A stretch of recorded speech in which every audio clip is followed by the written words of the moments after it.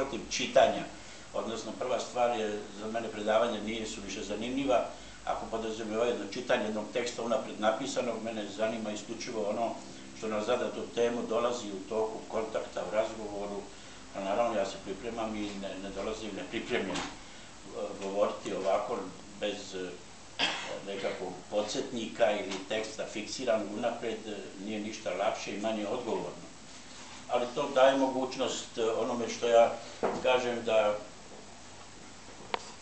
treba izbjeći, bar ja tako radim i tako i opstajem u ovom svijetu, neku akademsku ukočenost koja, nažalost, za mene ne bi bila naročito korisna.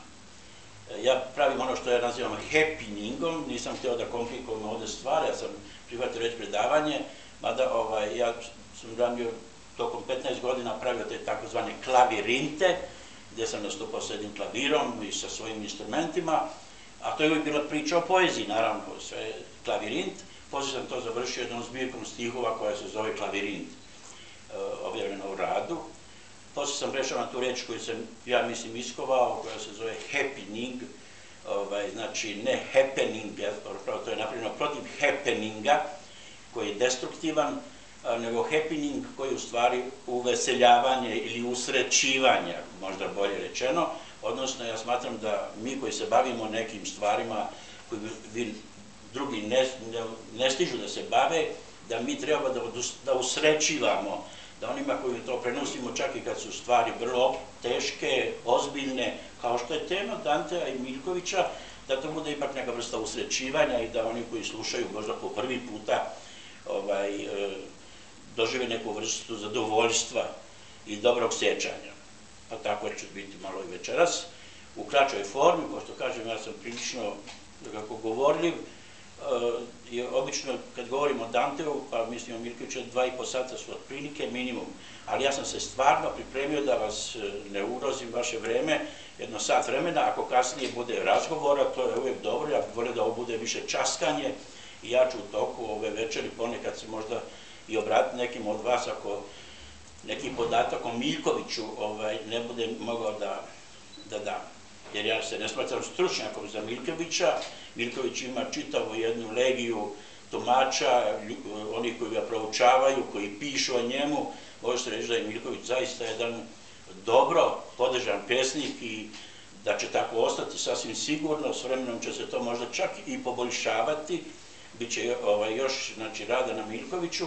Međutim, ja moram da kažem da ja imam svog Miljkovića od svoje, kako bih rekao, 21. godine. Ja sam Miljkovića odredio kao pesnika koga ću upoznati u Beogradu kada budem došao iz Banja Luke. Imao sam želju, u njemu sam vidio nekoga ko radi ono što mi se čini vrlo bliskim.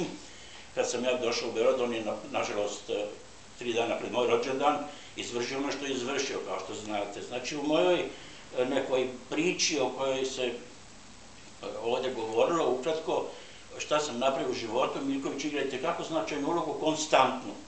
Tako da nisam ja ovdje došao zato što sad poželio sam da pričam o Miljkoviću, nego jednostavno nisam mogao ni izdržati. Želio sam da ovdje u Nišu, ipak njegovom gradu, bez obzira što tu nije rođen i ne znam koliko je živeo, kažem ono do čega sam ja došao, a možda do sada to nije bilo na taj način protumačeno, jer će kao kod pjesnika, kao što je Miljković, uvijek biti nekih mesta, nekih prostora neobrađenih, neviđenih i koji će privlačiti druge buduće čitaoce. Moja tema je znači Dante i sad postavljam jedno pitanje vama, je li neko do sad pisao o Danteu i o Miljkoviću? Da li se ikad? Jer ja možda pričat ću o nečemu možda što je već obrađeno, ali sam pretpostavio da nije, jer bih znao koliko pratim, tako da možda ćete već još čuti ono što možda zaista niste čuli i tu već počinje neko usrećivanje. Otkriti nešto potpuno novo kod pjesnika koji je jako poznat, koga mnogo čitate i koga stalno čitamo. To je upravo cilj ovoga mog nastupa ovde. Evo, vi ste rekli da se bavim muzikologijom. Zaista se bavim muzikologijom, možda više sad nego bilo čim, već posljednjih 10 godina. moj prevodilački rad je naravno osnova svega što ja radim i pišem, ali muzikologijom se bavim već dosta dugo i recimo Miljković postoji u mojoj muzikologiji na neki moj način. Na 2-3 načina sam ga uveo. Ta muzikologija moja, ta recimo lirska istorija muzike koja ide od Pitagore do Baha, to su 4 toma, 3600 strana, Miljković zauzima 2 mjesta. Pojavljuje se na 2 načina i to možda da ilustruje kako ja Miljkovića doživljavam, kako je on na neki način prisutan, zaista neprekidno.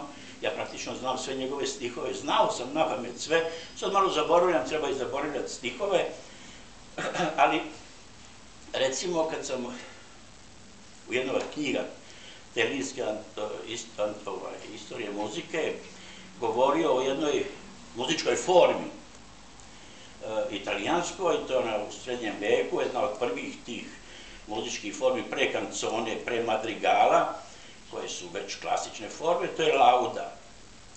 Lauda je jedna forma pre ovog polifonijskog tretiranja muzike, jedna narodno-umjetnička forma, u prvom redu narodna, izuzetno upečatljiva. I naravno kad sam to radio, ja živim u Parizu, jer muzikologiju ne bih mogao raditi ovde. Za muzikologiju su potrebni zaista, morate biti u toku mnogo čega. Naravno da sam se sjetio Miljkovićeve laude. Tako da sam povezao i saznao sam tada da je on boravio u Italiji. Moja teza je da je on tad u Italiji, pošto ima otvorene uši apsolutno za sve i siguran sam da je munjevito, verovatno je negdje čuo te napeve, priredilo se mu to zadovoljstvo i da je on tu laudu iz Italije na neki način donio. Stih najljepše pevaju zablude je u stvari jedna vrsta teme izvađena iz laude.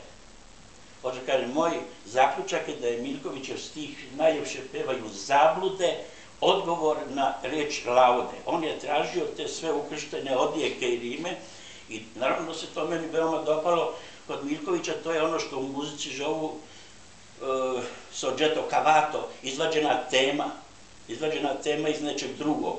Znači on je zabludu, našu reč, našao u laudi. I onda dolazi onaj stih, o vali, rimuje se more, ovo rimuje se, pokazuje da se lauda i zabluda rimuju. Tako da je po meni taj dvostih, recimo, vrlo značajan za jednu, ne tako veliku, ali ipak ugrađenu vrlo logično u taj moje traganje o italijanskoj laudi. Drugi puta, gdje sam upotrebio Miljkovića u istoriji muzike, govorim i drugih načina,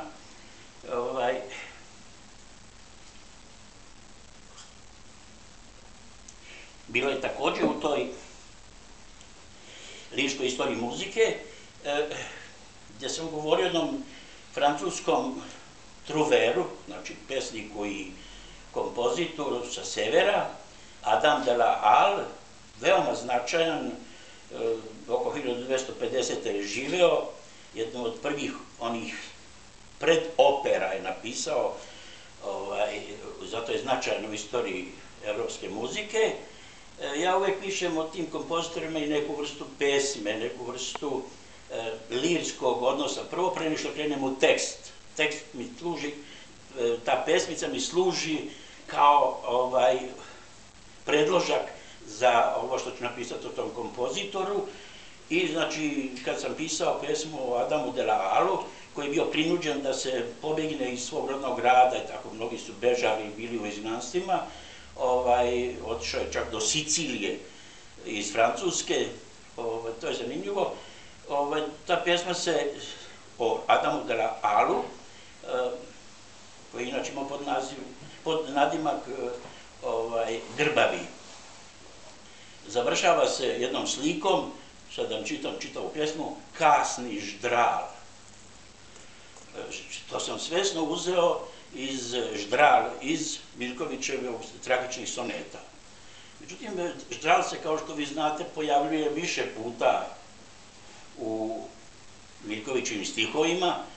To je jedan simbol koji leti, kako bih rekao, i on je mene zainteresovao upravo u tom mom nekom, kad je sve došlo logično, da sam došao i do Dragiše Stanojevića i do Dantea, to sliku Danteovu gdje se pojavljuju ždralovi. U jednom stihu Danteovom, u 5. pjevanju, znači Pakla, Dante opisuje, to je jedno fantastično pjevanje o kome ću ja govoriti, koje je Miljković fantastično ovdje, kako rekao, varirao.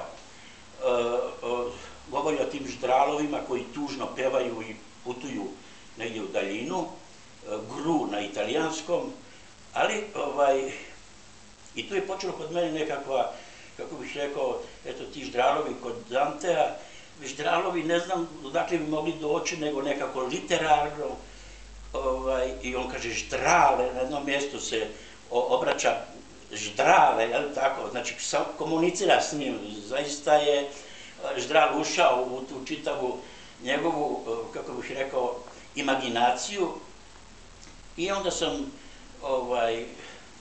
pogledao kako je to Dante napisao i u to vrijeme sam otkrio i Dragišu Stanojevića, odnosno prevod Dragiše Stanojevića, zanemareni prevod potpuno, i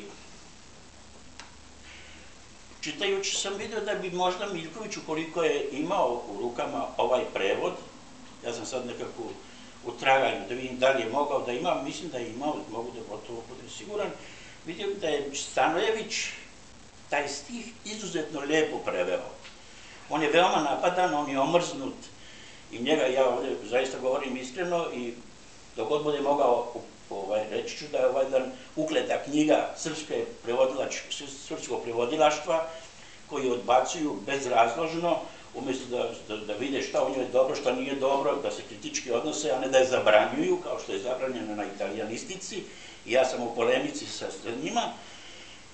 Znači, naš Dragiša Stanojević, koji je umro 1918. godine, još ću ja malo govoriti o njemu, knjiga je izišla 10 posthumno.